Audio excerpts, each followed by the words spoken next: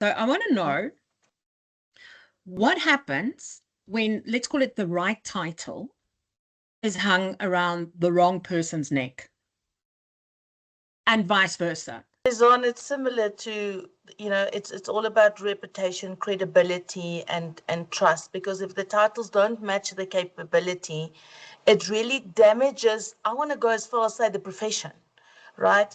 And in my experience, I've seen the same people, this way people with the different titles but the same capability are taken more serious, like a director or a senior manager. They do the same things, but the director person is taken more seriously. And on the other side, where a bid administrator has more capability, certification, experience, but they don't get the credit they for. It brings back, Neil mentioned an important thing, it's the morale.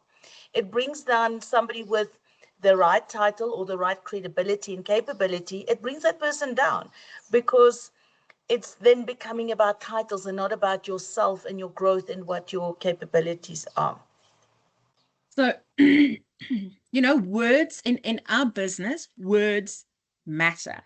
And we have spent a disproportionate amount of time debating a single word in a proposal because it matters.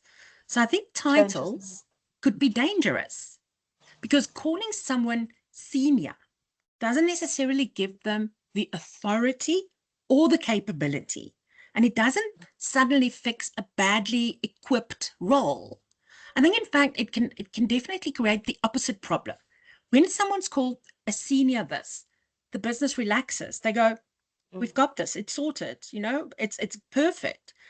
When nothing meaningful has actually changed underneath. So I think when a role with real commercial influence is given a senior sounding title, but no mandate, no structure, and no clear boundaries, both the person and the role and the business pay the price. Neil, you made a good point about the people and the certification and how do you get it right. So we know that there's a mismatch, but how do we get it right and what can we do?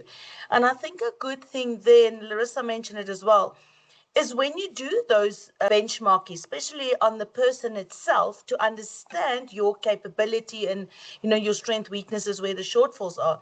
When you take that to business and you use best practice and you simply say these are the roles, there are 3 different roles and that's it, and match that capability and experience and output from benchmark to that. That is one way to have those conversations to deliberately change the organization's way of putting titles to a person.